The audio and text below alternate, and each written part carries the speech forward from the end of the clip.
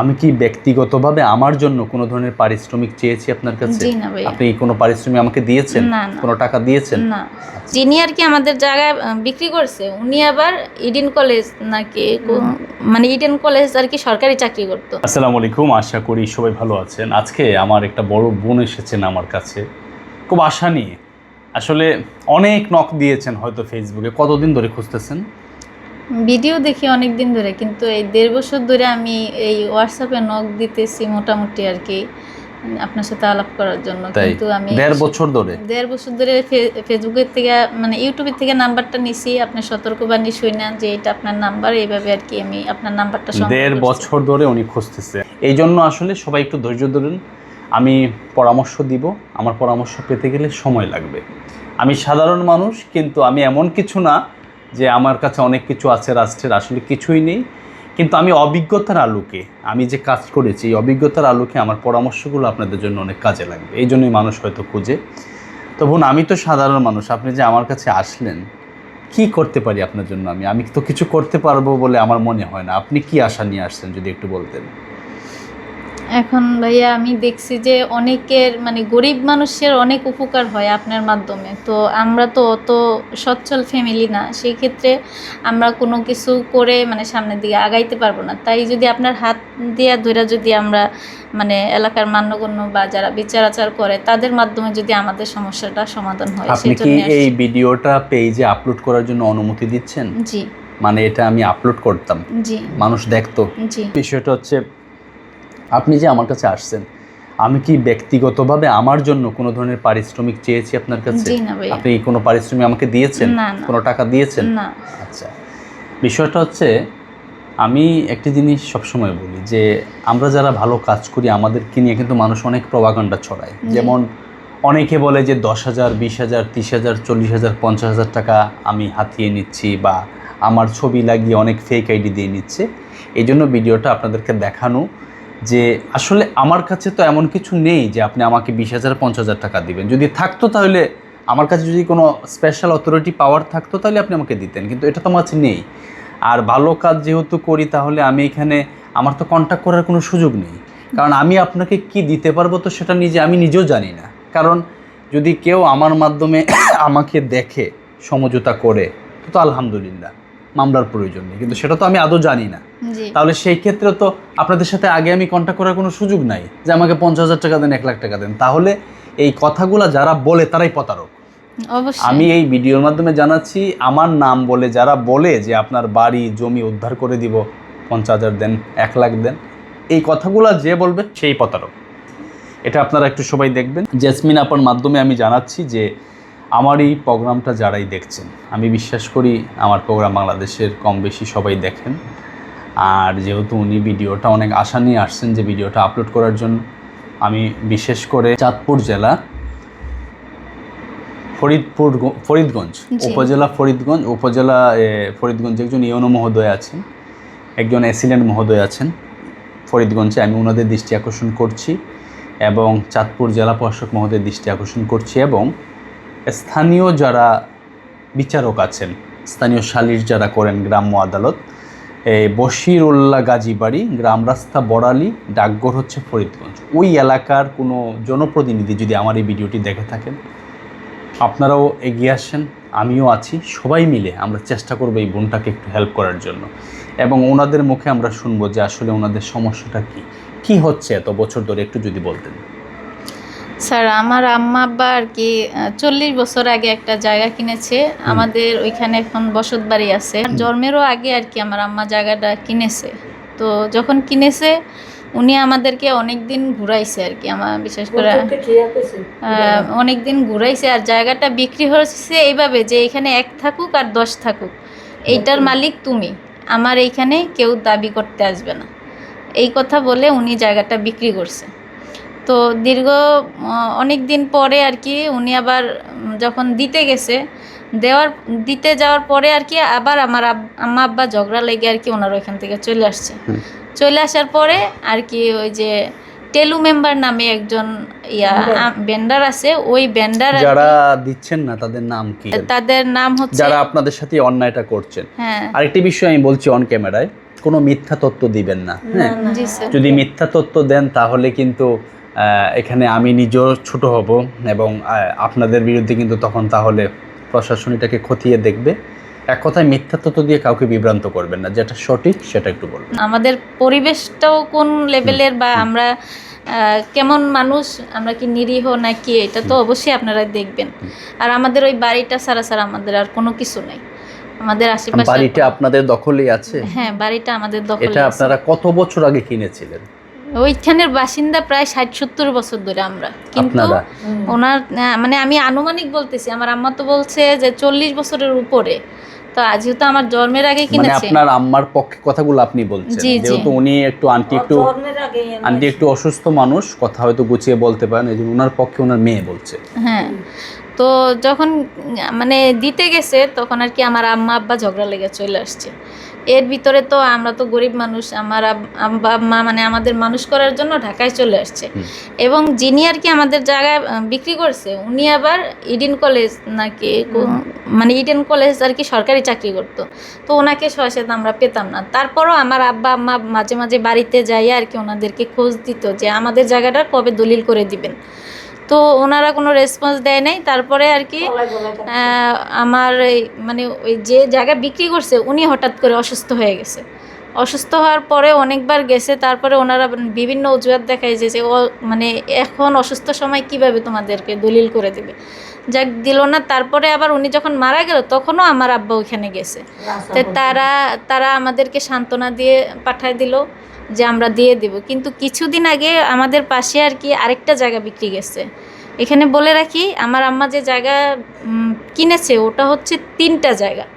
তো উত্তরও আমরা, দক্ষিণও আমরা, মাঝখানে হচ্ছে আর কি ওনাদের জায়গাটা। তো এই জায়গার দলিল না থাকার কারণে আমাদের বিভিন্ন সময় বিভিন্ন হ্যারাসমেন্টের শিকার হইতে হয়। তাদের কাছে যারা জায়গা পাবে তারা এসে আমাদের সাথে আর কি করে, মানে ঝগড়াঝাটি করে এবং খারাপ আচরণ করে। যাই হোক, এর মধ্যে একটা জায়গা বিক্রি করছে, এর ভিতরে আমরা জানি না কিন্তু ওখানে কতটুকু জায়গা আছে। জায়গা বিক্রি করছে, ওই জায়গাটা বিক্রি করার পরে আর কি আমাদের অনেক ভেজাল হয়েছে। ভেজাল হওয়ার পরে আর কি ওনাদেরকে আমরা আনাইছি যে জায়গা তো আপনাদের দলিল নাই দেখে আমাদের বাড়ির জায়গা ওনারা নিয়ে যাইতেছে, এখন আপনারা দলিল বাইর করেন, দলিল বাইর করে এই জায়গার সমাধান করেন। তখন আর কি ওই দলিলটা বের করার পরে আমরা জানতে পারছি যে ওইখানে 9.5 শতাংশ জায়গা। তো এখানে মঞ্জিল চেয়ারম্যান নামে এক ভদ্রলোক আছে আমাদের ওইখানে, উনি এখন সাবেক চেয়ারম্যান মনে হয়, আর হচ্ছে হোসেন কমিশনার সাহেব, উনি সহকারে আর কি আমাদের এই ভেজালটা ভাঙছে। তো এতদিন আমাদের আবার জরিপও হয়েছে, জরিপের ভিতরেও 7% জায়গা উঠছে। এবং ওনার হাতের মানে যিনি জায়গা আমাদের কাছে বিক্রি করছে, নূর মোহাম্মদ, ওনার হাতের একটা স্ট্যাম্পও আছে আমাদের কাছে। এই নূর মোহাম্মদ যিনি, ওনার কাছ থেকে জায়গাটা আপনারা নিয়েছেন, কিন্তু এটা আপনারা কোনো রেজিস্ট্রি দলিল করেন না? রেজিস্ট্রি দলিল করি নাই, আপনারা জাস্ট একটা স্ট্যাম্পে নিয়েছিলেন, এই তো? হ্যাঁ, হ্যাঁ। এবং এখন বাড়িটা আপনারা দখলও আছেন। হ্যাঁ, তেলু মেম্বার নামে একজন ভেন্ডার আসিল, ওই ভেন্ডার আর কি ওনার থেকে স্ট্যাম্প রেখে দিছে, কারণ উনি আমাদেরকে দীর্ঘদিন ঘুরানোর পরে আর কি রাজি হয়েছে যে জায়গা দলিল করে দিবে। তো ওনাকে তো পাওয়া যায় না, সেজন্য ওই ভেন্ডার বুদ্ধি করে এই স্ট্যাম্পটা রেখে দিছিল। যার কাছ থেকে আপনারা নিয়েছিলেন বা রেজিস্ট্রি করতে পারেন নাই, জি, উনি তো মারা গিয়েছেন, এবং ওনার কাছ থেকে এটা আপনারা নিয়েছিলেন 40 বছর আগে। হ্যাঁ, আনুমানিক। হ্যাঁ, হ্যাঁ, 39-40 নাকি আন্টি? জি, 40 বছর আগে নিয়েছিলেন, এখন উনি মারা গিয়েছেন। উনি মারা যাওয়ার পরে আমাদের ওই ভেজালের পরে যে সময় দলিলটা বের করছে, তখন ওই দলিলে লেখা ছিল যে উনি থাকা সত্ত্বেও উনি মালিক, আর উনি মারা গেলে ওনার ওয়াইফ মালিক। এখন বর্তমানে ওনার ওয়াইফে মালিক আছে। ওয়াইফ মালিক, আচ্ছা। জি, তো বর্তমানে ওয়াইফ মালিক, এখন হচ্ছে ওয়াইফ আপনাদেরকে দিবে। হ্যাঁ, ওয়াইফ দিচ্ছে না। আর এই ওনার ছেলে মেয়েই দিতে চাইতেছে না, কারণ ওনাকে নিয়ে জায়গায় লুকায় রাখে, ওনাকে বাড়িতে রাখে না। আমাদের জায়গা দেওয়ার কারণ মানে যাতে না দিতে হয়। তার মানে ওয়াইফে আপনাদেরকে দিলেই সমাধান হয়ে যায়। এখন এরা কি এটার জন্য কোনো টাকা পয়সা চাচ্ছে? হ্যাঁ, টাকা পয়সা চাচ্ছে। ওই যে বললাম না, আমাদের এই কিছুদিন আগে আমরা কিন্তু জানতাম না এখানে কতটুকু জায়গা আছে। তো আমাদের যে সময় মাঠ জরিপ হয়েছে তখন ওনারা তো আমাদের দলিল করে দিতেছে না, সেই কারণে জরিপের সময় যখন লোকজন আইসা মালিক দেখে নাই, আমাদেরকে বসত বাড়ি দেখছে, তখন ওনারা জিজ্ঞেস করছে এখানে কতটুকু জায়গা আছে। তো আমার আব্বা মানে যতটুকু পারছে অতটুকুই বলছে, কমই বলছে। মানে ওখানে জায়গা আছে 9.5%, ওনারা তো আমাদের লিক করে নেয় জায়গা কতটুকু আছে। তারপরে আমার আব্বা বলছে 7% আছে, তো ওই জরিপের ভিতরে 7% জায়গা আর কি উঠছে, 7% উঠছে আর কি। তো তখন আর কি ওই যে ভেজাল হওয়ার পরে আমরা যখন জানতে পারছি এখানে 9.5% জায়গা, এবং ওনার ছেলেপেলেও জানতে পারছে যে ওইখানে 9.5% জায়গা, তখন ওনারা এই সুযোগটা আমাদেরকে নিছে যে জরিপে তো 2.5% নাই, এখন ওই 2.5%-র দাম হিসেবে আমাদেরকে টাকা দিলে আমরা দলিল করে দেব, না হলে দলিল করে দিব না। সেটা কত টাকা চেয়েছেন ওনারা? এখনকার দাম হিসেবে যা আসে তাই। 2.5%? হ্যাঁ, 2.5%। 2.5%-র দাম ওনাদেরকে দিলে ওনারা দলিল করে দিবেন। এটা হচ্ছে নূর মোহাম্মদের ওয়ারিশ যারা আছে ওনাদের কথা, ওনাদের ছেলেদের কথা। আর স্থাপনাটা, ওইখানে একটা স্থাপনা আছে, আপনাদের ঘর আছে, আপনারা থাকতেছেন, এই তো বিষয়। আচ্ছা, এবং আমরা খাজনাও দিতেছি। খাজনাও দিয়েছেন। আচ্ছা দর্শক, আজকের এই ভিডিওটি আমি বিশ্বাস করি যে এই ভিডিওটি সারা বাংলাদেশের মানুষ দেখবেন, এবং এখান থেকে সবাই একটি পরামর্শ নেবেন এবং শিখবেন। আর আমি আগেই বলি, আমি একজন সাধারণ মানুষ, আমি কোনো অ্যাডভোকেট নই, বা আমি এই বিষয়ে যে আমি অনেক ডিগ্রি নিয়েছি তাও নয়, কিন্তু আমি এই কাজগুলো আমি আমার অভিজ্ঞতা থেকে শিখেছি কাজ করতে করতে। আমি বিভিন্ন গ্রামে গঞ্জে যেতে যেতে আমি অভিজ্ঞতা অর্জন করেছি, একদম প্র্যাকটিক্যাল, বাস্তব, এবং এই গ্রাম্য সালিশ করতে করতে আমি মানে অনেক কিছু মোটামুটি আমি ধারণা নিতে পেরেছি, একটা অভিজ্ঞতা হয়েছে। তো সবার উদ্দেশ্যে বলবো, আজকে দেখেন এই সমস্যাটা কেন হয়েছে, আমরা এটা আলোচনা করব। এই সমস্যাটা এই জন্য হয়েছে, যখন ওনার বাবা নূর মোহাম্মদের কাছ থেকে যখন জায়গাটা ক্রয় করেছিলেন, যদি তখন সেটা রেজিস্ট্রি দলিল করতেন, তাহলে আজকের এই সমস্যার সৃষ্টি হয় না। আর আমার তো বেশি তো খোল চুক্তি দিয়া 1 টাকা 10 টাকা তো। হ্যাঁ, আমি বলতেছি, আন্টি যেটা বলতে চাচ্ছেন, নূর মোহাম্মদ ওনাকে মুখে অনেক কিছু দিয়ে দিয়েছেন, বলেছেন সবকিছু এটা তোর। হ্যাঁ, কিন্তু আসলে আপনাদেরকে জানতে হবে, আমি যদি ভুল বলে থাকি, যারা জানেওয়ালা মানুষ আমাকে কমেন্টে বলবেন যে আমি ভুল বলেছি কিনা। যদি এটা ওই সময় রেজিস্ট্রি দলিল হতো, তাহলে আজকের এই পরিস্থিতির সৃষ্টি হতো না, এই মানুষগুলো বিভিন্ন জায়গায় যেতে হতো না। তাহলে আমরা সবসময় আইনের প্রতি শ্রদ্ধাশীল থেকে আমাদেরকে রেজিস্ট্রি দলিল করতে হবে, অথবা যারা জানে বুঝে তাদের সাথে পরামর্শ করে জমি ক্রয় করতে হবে। এখন আজকের যে এখানে যে পরিস্থিতির সৃষ্টি হয়েছে, সেটা হচ্ছে আপনার গ্রাম রাস্তা বড়ালী, ডাকঘর ফরিদগঞ্জ, জেলা চাঁদপুর। আপনাদের গ্রামটা কি বড়ালী নামেই চিনে? পূর্ব বড়ালী। আমি পূর্ব বড়ালী যারা জনপ্রতিনিধি আছেন, গ্রাম্য বিচারক আছেন, আপনাদেরকে বিনীতভাবে অনুরোধ করব, যদি কেউ একজন আমার এই ভিডিওটি দেখেন, আপনারা যদি আগান, আমি আমার সাধারণের জায়গা থেকে একটা আশা নিয়ে তারা আমার কাছে আসছে, আমি যাব, গ্রাম্য আদালত আপনারা সমাধান করবেন, আমি সহযোগী হিসাবে থাকব আপনাদেরকে। কিন্তু আপনারা যদি গ্রামের মানুষ বা বিচারক যারা আছেন, আপনারা যদি আমাকে সুযোগ না দেন, আমি আসার সুযোগ হবে না। কারণ আমি ঢাকার মানুষ, বা আপনাদের এলাকায় আসতে গেলে অবশ্যই আপনাদের কনসার্ন লাগবে, আপনাদের সহযোগিতা লাগবে, আপনারাই করবেন, আমি সহযোগী হিসাবে থাকব। অত্যন্ত অসহায়, আপনার বাবা মনে হয় রিক্সা চালান? আমার আব্বা রিক্সা চালাইতো। আপনার বাবা রিক্সা চালান, সেই রিক্সা চালিয়ে অনেক কষ্ট করে এই 9% 9.5% জমিটা বিশ্বাস করে ক্রয় করেছিলেন, কিন্তু রেজিস্ট্রি দলিল করেন না। এটা হচ্ছে ওনার জীবনের সবচেয়ে বড়। প্রথমে তো ওনারা দেয় নাই। এখন এটা সমাধান কোথায়, এটাও আমরা বলবো। আগে বললাম যে সমস্যা কেন হয়েছে, এখন সমাধান কোথায়। সমাধান হচ্ছে, যেহেতু উনি মারা যাওয়ার পরে উনি এককভাবে ওনার ওয়াইফকে দিয়ে গিয়েছিলেন মালিকানায়, এখন এই জায়গাটির মালিক ওয়াইফ, আপনারা কিন্তু ওইখানে আছেন, জাস্ট বসবাস করছেন। এখন আমি যিনি আছেন ওনার দৃষ্টি আকর্ষণ করছি, ওই মায়ের, ওনার নাম কি? ওনার নাম নজুমা খাতুন মায়ের দৃষ্টি আকর্ষণ করছি, যদি আপনি আমার ভিডিওটি দেখেন, একমাত্র আপনিই পারেন এটা সমাধান করে দিতে। আমরা জায়গা জমির বিষয়গুলো কিন্তু হচ্ছে কোর্টের বিষয়। এখানে আপনাদেরকে যদি যে পক্ষগুলা বুঝাচ্ছে, আমি এটাও শুনেছি আপনাদেরকে অনেকে কেউ ভুলভাল তথ্য দিচ্ছে, কোনো গ্রামের দালাল বলছে যে আমাকে টাকা দাও আমি করে দিব, কেউ বলছে আমি করে দিব। আসলে এটা কেউ করতে পারবে না। এটা একমাত্র পারবে হচ্ছে মামলায় গিয়ে কোর্টকে প্রমাণ করতে, কোর্ট নির্দেশনা দিবে, যদি আপনারা সঠিক থাকেন আপনাদের পক্ষে, যে সঠিক থাকবে তার পক্ষে, অথবা হচ্ছে কোর্টের আগেও একটা বিষয় আছে, সেটা হচ্ছে বিকল্প বিরোধ নিষ্পত্তি, মানে সামাজিকভাবে গ্রাম আদালতের মাধ্যমে বসে শেষ করা। তো আপনাদেরকে আমার এই ভিডিও বার্তার মাধ্যমে, যেহেতু আমার কাছে পরামর্শের জন্য এসেছেন, আমি আপনাদেরকে পরামর্শ দিব, এটা একমাত্র সবচেয়ে উত্তম পন্থা হচ্ছে গ্রামে বসে সমাধান করা। এবং সেখানে গ্রামের আদালতের মুরব্বীরা থাকবেন, ওনারা সবাই থাকবেন, এই বিবাদী পক্ষ যিনি আছেন বর্তমান মালিক উনি থাকবেন।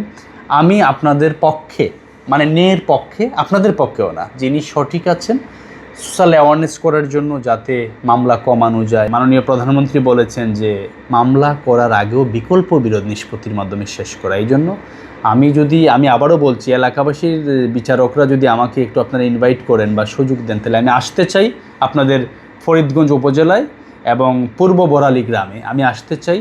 আমি আপনাদেরকে শুধু একটু সোশ্যাল অ্যাওয়ারনেস করব, ক্যাম্পেইন করব, পরামর্শ দিব, কিন্তু যদি আপনাদের মাধ্যমে দুটি পরিবারকে মিল করে আমরা সমাধান করতে পারি, এটা সবচেয়ে উত্তম একটি কাজ।